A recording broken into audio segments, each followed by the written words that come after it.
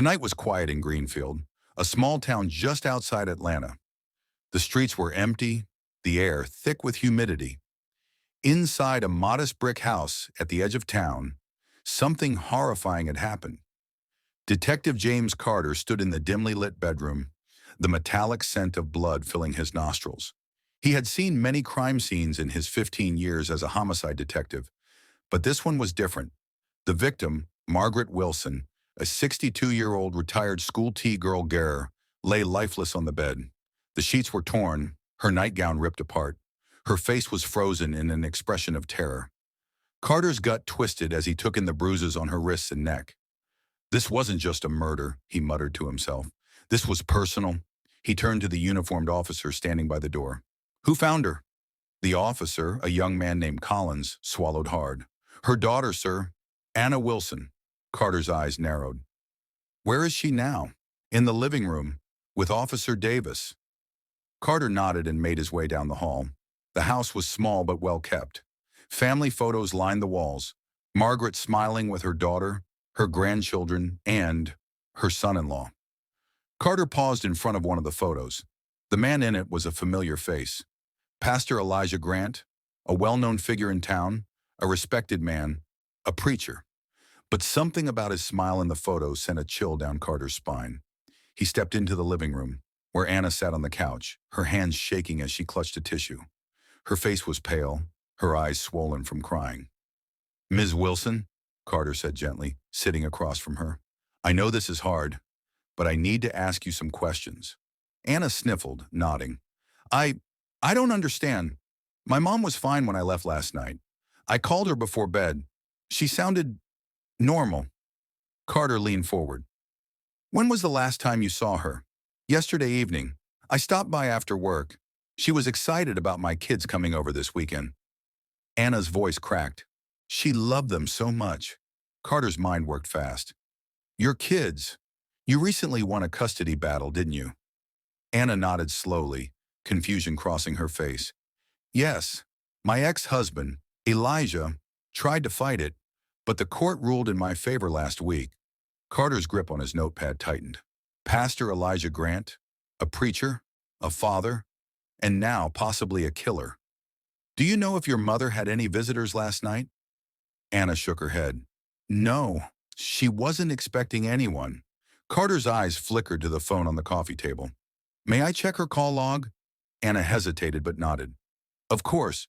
Carter picked up the phone and scrolled through the recent calls. His heart pounded when he saw the last incoming call.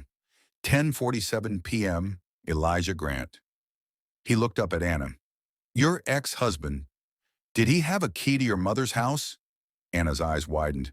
Yes, but he wouldn't. Carter stood up. He had a feeling this case was about to get a lot darker. Detective James Carter sat in his car outside New Life Baptist Church, watching the entrance. The church was quiet this early in the morning, but Carter knew someone was inside. Pastor Elijah Grant. The name had been ringing in his head since he left Margaret Wilson's house. The evidence was thin so far, but Carter had been in law enforcement long enough to trust his instincts. And right now, his instincts told him that Elijah Grant had something to hide. Taking a deep breath, Carter stepped out of his car and walked toward the church doors. He pushed them open and entered the dimly lit sanctuary. The scent of old wood and candle wax filled the air. Near the altar, a man knelt in prayer. He was tall, with broad shoulders, dressed in a crisp white shirt and black slacks. His head was bowed, his lips moving in silent prayer. Elijah Grant, Carter called out. The pastor slowly lifted his head and turned around. His face was calm, but his eyes carried something deeper, something dark. Detective, Elijah said, standing up. I wasn't expecting visitors. Carter walked forward, stopping a few feet away. I have a few questions for you. It's about Margaret Wilson. Elijah's expression didn't change. Yes, I heard about her passing this morning. Tragic. Carter studied him carefully. How did you hear about it? The pastor let out a slow breath. Anna called me. She was distraught. He folded his hands together. I may be her ex-husband, but I still care about her family. Carter didn't blink. You called Margaret last night at 10:47 p.m. A flicker of something crossed Elijah's face. It was gone in an instant, but Carter caught it. Yes, Elijah admitted. I called to check on her. I hadn't spoken to her in a while, and I wanted to be sure she was doing. Okay, Carter raised an eyebrow. And did she answer? Elijah shook his head. Number it went to voicemail. Carter pulled out his notepad. Where were you last night between 10 p.m. and midnight? Elijah's jaw tightened, but he kept his voice steady. At home, alone. No one can confirm that? The pastor's eyes narrowed slightly. Number Carter let the silence stretch. He watched the way Elijah's hands tensed at his sides, the way his breathing grew slightly deeper. You lost the custody battle for your kids last week, Carter said. That must have been tough. Elijah gave a bitter chuckle. Tough? It was a nightmare. I love my children, Detective. I fought for them, but the court decided otherwise. And Margaret testified against you, Carter added. Elijah's nostrils flared. Yes, she did. Carter tapped his pen against his notepad. So let's sum it up. You were angry about losing custody. You had a reason to resent Margaret Wilson. You called her last night, and now she's dead. Elijah's hands clenched into fists. Are you accusing me of something, Detective? I'm just asking questions, Carter said smoothly. But you should know, Pastor, the truth always comes out. Elijah took a step closer, lowering his voice. And you should know, Detective, not everything is as it seems. Carter held his gaze. The air between them was thick with tension. Finally, Carter stepped back. We'll be in touch. He turned and walked out of the church, his mind racing. Something about Elijah Grant wasn't right, and Carter was going to find out exactly what. Detective James Carter sat in his office, staring at the crime scene photos of Margaret Wilson. The bruises on her wrists, the torn nightgown, the fear frozen on her face, it all painted a grim picture. This wasn't a simple murder. It was violent, personal, and filled with rage. Elijah Grant had the motive. He lost custody of his kids. Margaret had testified against him, and now she was dead. But motive alone wouldn't be enough. Carter needed proof. He picked up his phone and dialed forensics. Barker, you got anything for me? A deep sigh came through the line. Yeah, and it's not pretty. Give it to me. Barker cleared his throat. The autopsy confirms sexual assault before death.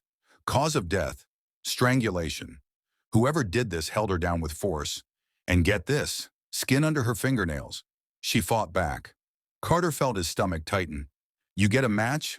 Still processing, but we should have something soon. Carter exhaled. All right, keep me posted.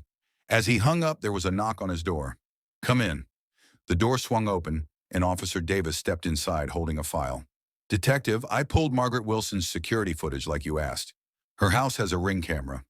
Carter's eyes sharpened. And? Davis placed a USB drive on the desk. You'll want to see it for yourself. Carter plugged the USB into his laptop and clicked on the video file. The footage was grainy but clear enough. It showed the front of Margaret's house. 10:46 p.m., a dark figure approached the house. 10:47 p.m. The person hesitated, then knocked on the door. Carter leaned in, watching carefully. The camera didn't catch the person's face, but the build looked familiar. Tall, broad shoulders, just like Elijah Grant. Then, at 10:49 p.m., the door opened. Margaret appeared in a nightgown. She looked surprised, not scared. Carter's brow furrowed. She knew this person. A few words were exchanged. Margaret seemed hesitant, but she eventually stepped aside, letting the man in. Then the door closed. The footage ended there. Carter sat back, his mind spinning. Margaret had willingly let her killer inside. Why? Carter drove straight to Anna Wilson's apartment. If anyone knew why Margaret would open her door to Elijah, it was her daughter. Anna opened the door, looking exhausted. Detective, any news? Carter nodded. I need to ask you something important. Your mother's security camera caught a man coming into the house last night. She didn't seem afraid. She let him in. Anna's face paled. What? But who? Carter's voice was firm. Did your ex-husband ever visit your mother at night? Anna swallowed hard.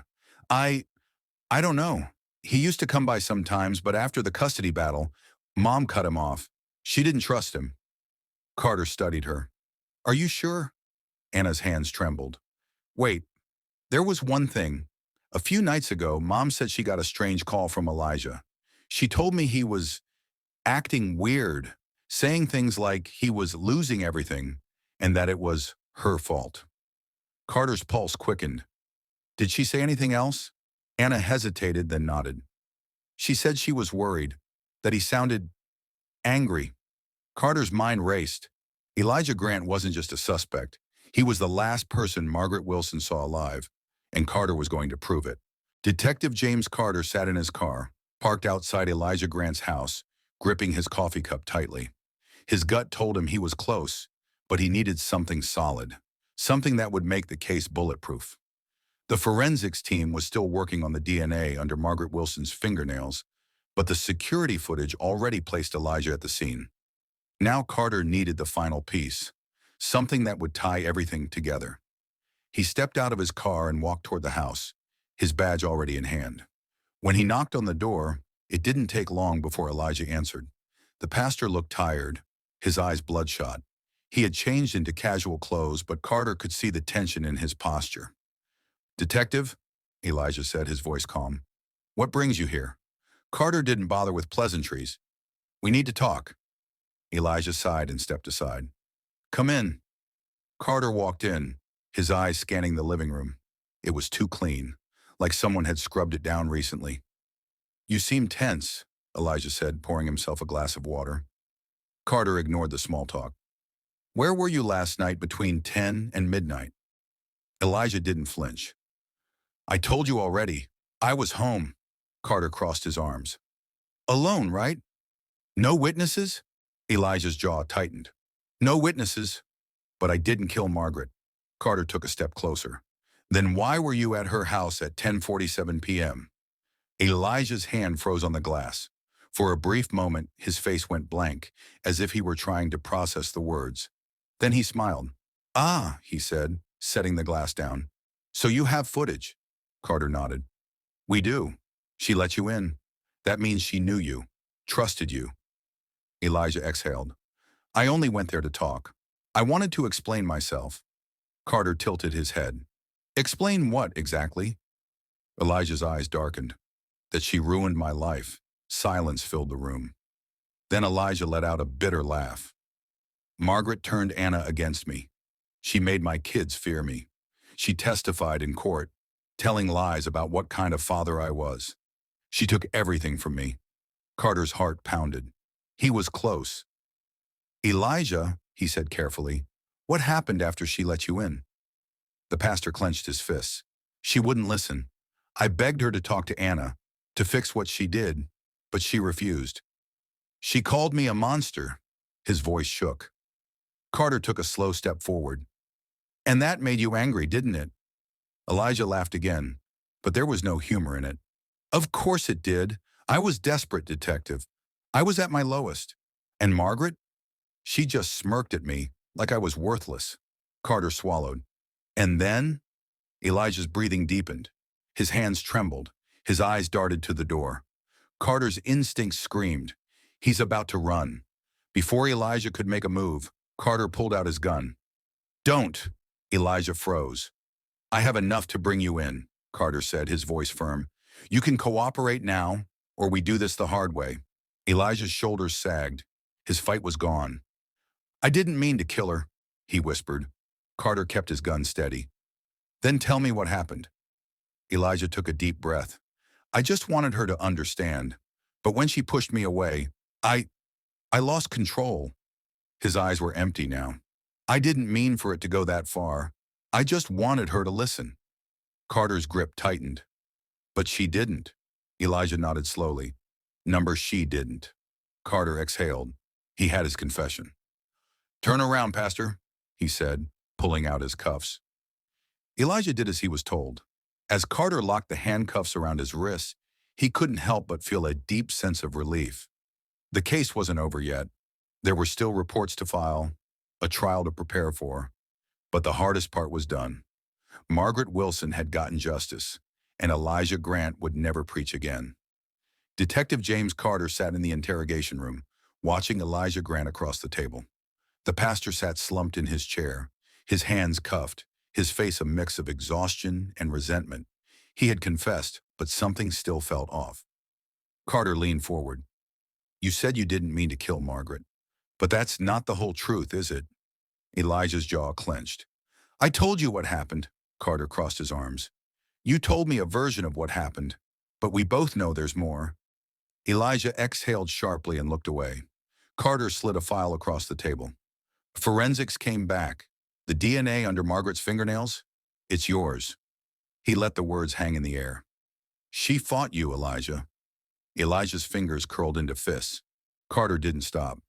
She tried to stop you. She knew exactly what was about to happen, and she fought for her life. Elijah's breathing grew heavy. Carter slammed his hand on the table. Say it! Elijah's eyes snapped up, rage flashing across his face. Then just as quickly he deflated. His shoulders sagged, and for a long moment there was only silence. Then in a voice barely above a whisper, Elijah said, She shouldn't have taken my children. Carter felt his stomach turn. That was it. The real motive. The confession had been too easy before. Too clean. But now Elijah was telling the truth. She testified against me, Elijah continued, his voice shaking. She turned my own wife against me.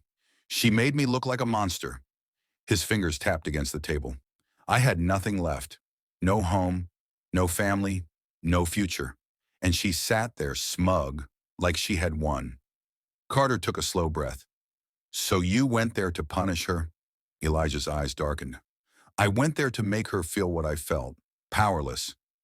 Carter's hands tightened into fists under the table. He had heard monsters confess before, but this was personal. Elijah looked up, his lips curling slightly. And for a moment, I did. Carter pushed back from the table. That was all he needed. He stood and knocked on the door. We're done here. As the officers came in to take Elijah away, Carter turned back one last time. You're right about one thing, Carter said. Margaret did take something from you, your control, and now she's taken something else. Elijah's smirk faded. Your freedom. The officers let him out, and Carter exhaled. The case was closed. But the damage Elijah had done, that would never be undone. Detective James Carter stood outside the county jail, watching as Elijah Grant was led inside in handcuffs. The case was closed, but something about it still lingered in his mind. Elijah wasn't just a man who snapped. He planned this. Every move, every excuse, every attempt to shift blame. It was calculated. Carter sighed and pulled out his phone. He needed to check on Anna Wilson, Margaret's daughter and Elijah's ex-wife. This case had shattered her world. She picked up on the second ring. Detective Carter, her voice was hoarse, exhausted. I just wanted to let you know, Carter said. Elijah has been officially charged. He won't be hurting anyone again. Silence. Then a shaky breath. Thank you. Carter hesitated. Anna, can I ask you something? Yeah, did you ever feel afraid of him? A long pause, then softly. Yes. Carter gripped his phone tighter. Why didn't you tell the court? Because I thought I was crazy. Her voice trembled. He was a pastor, a good man.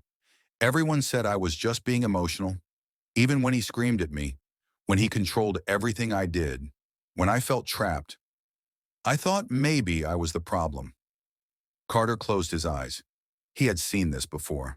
Abusers hiding behind religion, behind their reputation, making their victims doubt reality. I'm sorry, Anna. No, she whispered. I'm sorry. If I had spoken up sooner, my mother might still be alive. Carter shook his head. This is not your fault. She didn't reply. Take care of yourself, Carter said gently. And your kids. I will. The call ended, but the weight of it stayed. Carter turned to head back to his car. The case was closed, but justice never felt as satisfying as people thought it did. Margaret Wilson was still gone. Anna and her kids were still scarred. And Elijah? He would spend his life behind bars, but Carter had no doubt. If he ever got out, he'd do it again. Because people like him never truly change. Detective James Carter sat in the back of the courtroom, watching as the verdict was read. The jury had deliberated for just under 3 hours, a short time for a case this brutal.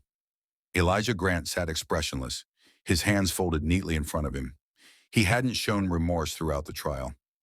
Not when the DNA evidence was presented. Not when Anna Wilson testified about his years of manipulation. Not even when the medical examiner gave graphic details of what Margaret Wilson endured in her final moments. The judge cleared his throat. In the case of the state versus Elijah Grant, on the charge of first-degree murder, we find the defendant guilty. A hushed murmur swept through the courtroom. Carter exhaled. It was done. Anna sat in the front row, clutching a tissue in her hand, tears silently rolling down her cheeks. Her brother squeezed her shoulder, offering what little comfort he could. Elijah didn't move, didn't flinch. Carter watched him carefully. He had seen all types of killers. Some broke down in tears, others lashed out. But Elijah, he was calculating, even in defeat. The judge continued. The defendant is hereby sentenced to life in prison without the possibility of parole. No reaction, no begging for mercy, no outbursts. Just a slight, almost imperceptible smirk. Carter's stomach twisted. Why was he smiling? As the bailiffs moved to take him away, Elijah finally turned his head, locking eyes with Carter. Then he spoke. I'll always have followers. Carter stiffened. Elijah let out a soft chuckle, shaking his head as he was led toward the exit. Carter knew exactly what he meant. People like Elijah didn't die in prison. Their influence didn't disappear.